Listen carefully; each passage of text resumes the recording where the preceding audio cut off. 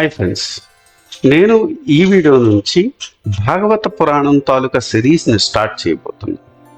ఎందుకు భాగవతం అంటే అష్టాదశ మహాపురాణాల్లో 5వది శ్రీ భాగవత పురాణం. శ్రీ మహావిష్ణువుకి తొడల స్థానంగా వర్ణించబడింది. ఈ పురాణం ఇందులో మొత్తం 12 స్కందాలు, 18,000 శ్లోకాలు ఉన్నాయి. ఒక స్టోరీ రూపంలో ఈ భాగవత పురాణాన్ని ఎక్స్ప్లెయిన్ చేయాలనుకుంటున్నాను.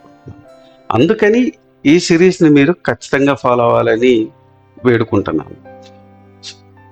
ఈ వీడియోలోకి వెళ్ళే ముందు నాదొక చిన్న రిక్వెస్ట్. మా ఛానల్ని ఇప్పటివరకు సబ్స్క్రైబ్ చేసుకోని వాళ్ళు ఎవరైనా ఉంటే దయచేసి సబ్స్క్రైబ్ చేసుకొని ఈ సిరీస్ని మొత్తం ఫాలో అవ్వగలసిందిగా కోరుతున్నాను. Let's get into the video.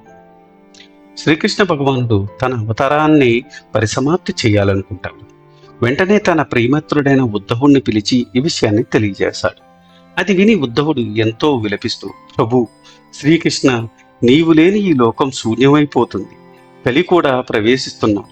ఈ కలియుగంలో మానవులందరూ ఎన్నో బాధలు పడతారు. వారందరికీ తగిన తరుణోపాయాన్ని చెప్పండి స్వామి అని వేడుకున్నాడు.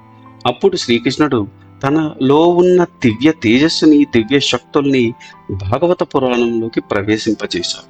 ఉద్ధవుతో, ఉద్ధవ, నేను సదా ఈ భాగవతంలోనే నివసిస్తుంటాను.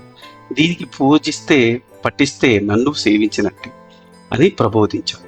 కనుక శ్రీకృష్ణుడి దివ్య స్వరూపమే ఈ భాగవత మహాపురాణం అని భావించాలి.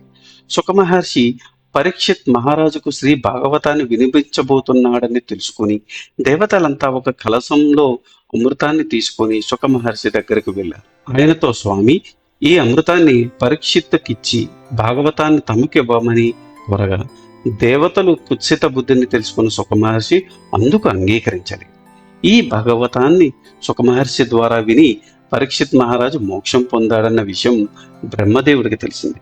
వెంటనే ఆయన వేద శాస్త్రాలన్నీ ఒకవైపు, శ్రీ భాగవతాన్ని మరోవైపు త్రాసులో వేసి తూయిగా శ్రీ భాగవతమే బరువు తూగిందట. భాగవత పురాణాన్ని 7 రోజుల్లో ప్రవచనం చేయడం అనే సాంప్రదాయాన్ని మొదట సుఖమహర్షి ప్రారంభించాడు.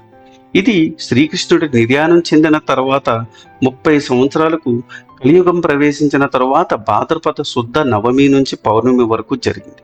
తర్వాత కాలంలో గోకర్ణుడు అనేవాడు తరువాత గంగా తీరంలోకి ఆనందవనంలో నారద మహర్షి భాగవత సప్తాహాల్ని నిర్వహించాడు. అలా ఆనాటి నుంచి నేటి వరకు ఎందరో భాగవత సప్తాహాలు నిర్వహించి కృతార్థులు, చరితార్థులు అవుతున్నారు. చూశారు కదా, ఇది ఈనాటి వీడియో. భాగవతం తాలూకా గొప్పతనాన్ని వివరించాను ఈ వీడియో. నెక్స్ట్ వీడియో నుంచి కంప్లీట్ భాగవతంలో జరిగే కథలన్నింటినీ వీడియోల రూపంలో నేను తీసుకురాబోతున్నాను. సో ఈ వీడియోలో మీరు మిస్ అవ్వకూడదు అనుకుంటే మా ఛానల్ సబ్స్క్రైబ్ చేసుకొని బెల్ నోటిఫికేషన్ ఆన్ చేసుకొని ఉంచుకోండి. ఈ వీడియో కనుక మీకు నచ్చితే do like, share and subscribe. Thanks for watching. జై సనాతన ధర్మం.